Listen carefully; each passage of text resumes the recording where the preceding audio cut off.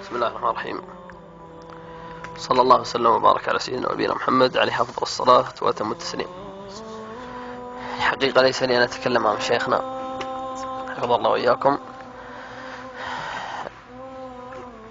لكن هذه قصة وموقف حصل ليلة البارحة تقريبا أمس العصر أو الظهر، وأتمنى أنا والله يعني اللي إلى الآن لا زال لاهي في الدنيا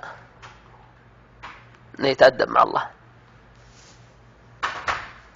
أنا أتمنى كل من هو مقصر مع الله عز وجل اليوم يبدأ حياة جديدة مع الله. أتمنى أن الفتاة اللي مقصرة مع ربها اليوم تبدأ حياة جديدة مع الله. أنا أمس في تويتر أبشر الأخوان في تغريدة وأقول لهم إحدى الأخوات تائبة إلى الله. هذه الأخت يا أخوان أرسلت علي رسالة أمس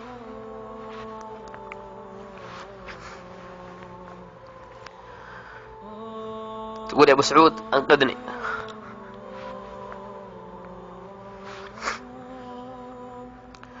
تقول أنا في غفلة، قلبي ما يتحمل المعاصي، تقول لبسي عاري، أسمع الأغاني،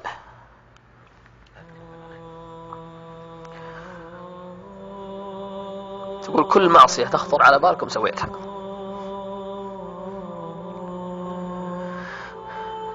الشاهد يا أخوان، قالت وش الحل؟ قلت لها أنا بعطيك رقم واحدة من الأخوات الداعيات في رسالة وإن شاء الله تساعدك على طريق الخير. أرسلت عليها رقم واحدة من الأخوات الداعيات وكلمتها ليلة البارح يا أخوان تبشرني الداعية، تقول هذه الفتاة ليلة البارحة تقول والله ما نامت ليلها كل قيام لليل وتوبة ورجوع إلى الله عز وجل.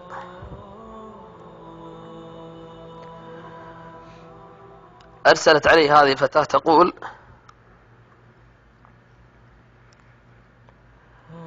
يعلم الله أني أشعر براحة ما مرت علي بحياتي. هذا آخر ما صار معي ومع هذه الفتاة.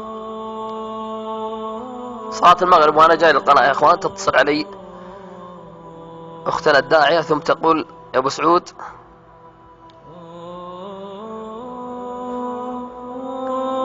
فلانة اللي البارح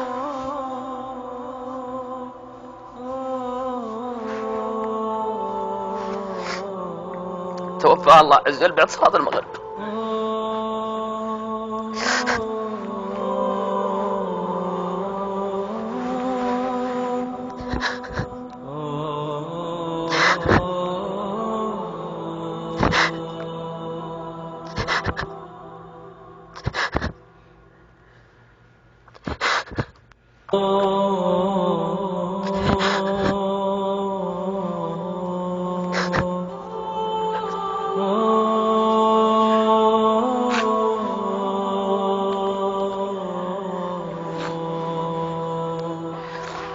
تقول البارح تكلمها تقول لها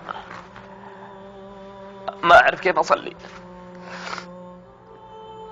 تقول علمتها كيف تصلي،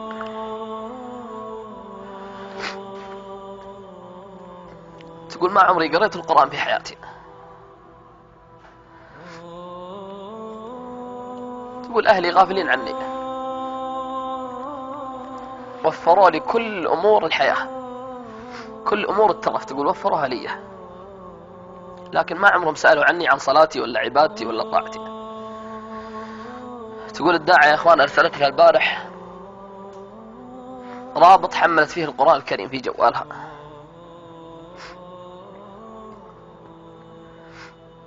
تقول عاد هذه أختنا في رسالة أرسلتها عليها تقول لها أحس أني مرتاحة في خاطري أشياء ودي أقولها ما عمر أحد سمعها مني. تقول سافرت بلاد وبلاد، في حياتي ما شفت منظر زي اللي شفته وأنا نايمة. تقول أختنا هذه، تقول للداعية، تقول شفت في المنام حديقة،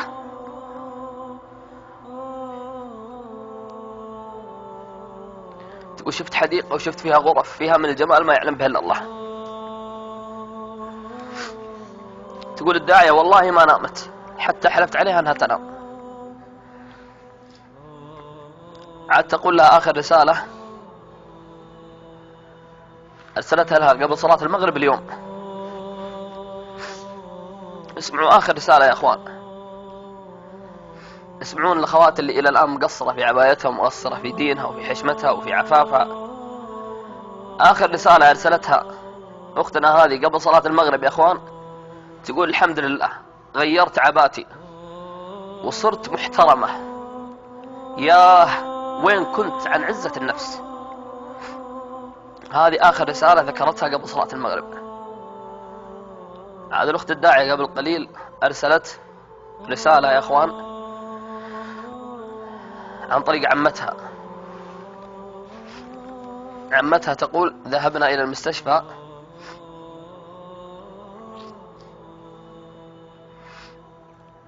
تقول إنها تقول ما في جوالها رقم إلا جوال الأخت الداعية،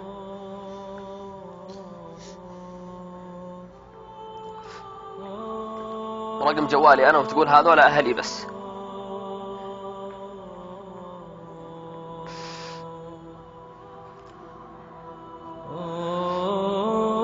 تقول الداعية عمتها قبل قليل تقول لها دخلت غرفتها ولقيت ملابسها مقطعة، وتقول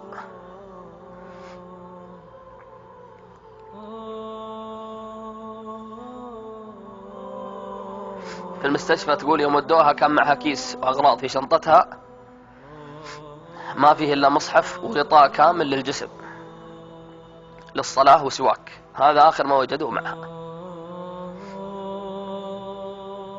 تقول البارح يا أخوان، تقول عمتها عبايتها ما هو اللي خرجت بها، تقول كانت متغطية بالكامل. عمتها يا أخوان لما ذهبت المستشفى يرونها،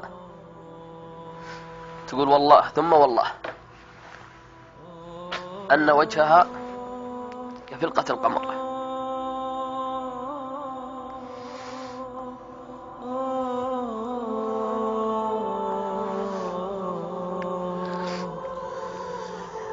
تقول غدا سيصلون عليها صلاة الظهر.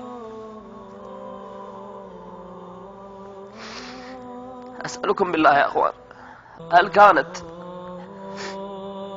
تعرف أنها ستموت؟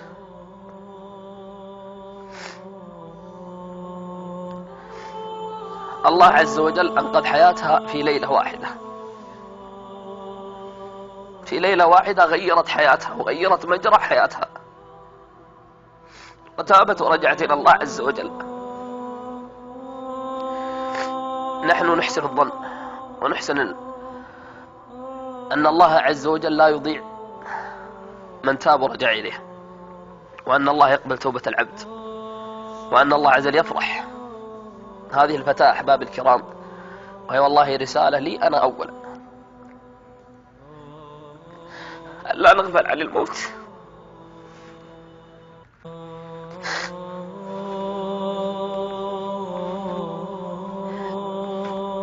نلهو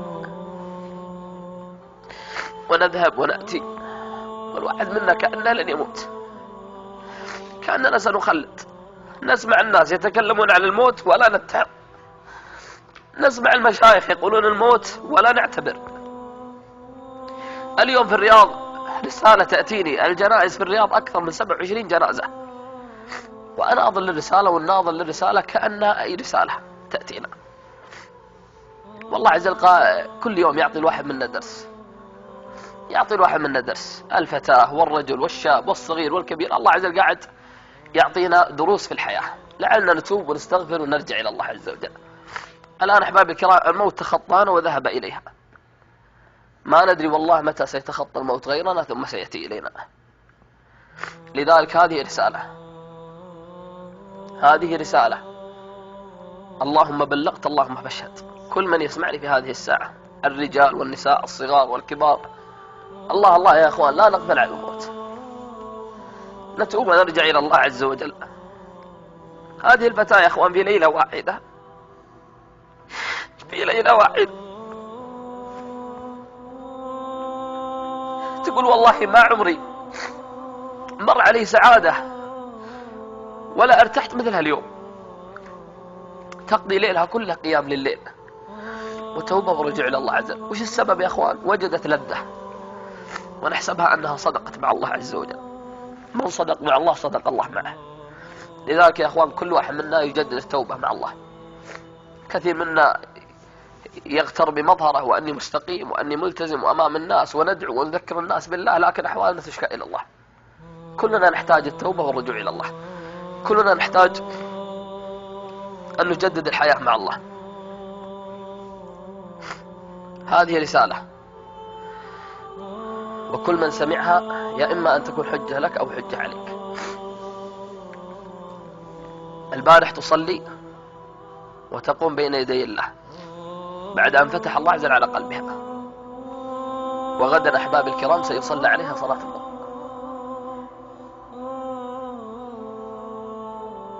هو الموت ما منه ملاذ ومهرب، متى حط داع النعشه ذاك يركبون. لذلك أحباب الكرام الله عز وجل يقول كل نفس ذائقة الموت وإنما توفون أجوركم يوم القيامة. فمن زحزح عن النار وأدخل الجنة. رأت في رؤيا البارح أنها ترى حديقة وترى غرف. أسأل الله أن تكون مسكنها، أسأل الله أن يكون دارها، وأسأل الله عز وجل أن تكون من أهل الجنة، وأن نكون وإياكم ممن يتوبون إلى الله عز وجل. أختم وأعتذر لشيخنا، أختم برسالة إلى الآباء والأمهات. الله الله في أبنائكم، الله الله في بناتكم. هذه تقول أهلي يعطوني الدنيا كلها، يعطوني بس فلوس، فقط فلوس. تقول والله ما يسألون عن عبايتي، ولا يسألون عن حشمتي، ولا يسألون عن عفافي، ولا يسألون عن غطاء اللي ألبسه، ولا يسألون عن أي شيء. فقط كل ما أريد مال يعطوني مال فقط. كل الدول تقول ذهبت إليها، ما في ولا دولة إلا ذهبت إليها. تقول ولكن والله ثم والله ما وجدت سعادة إلا ليلة البارحة يوم أن وقفت بين يدي الله. لذلك أسأل الله عز وجل أن يرزقنا وإياكم توبة صادقة قبل الممات. أختم بآية من آيات الله عز وجل، والله عز وجل يقول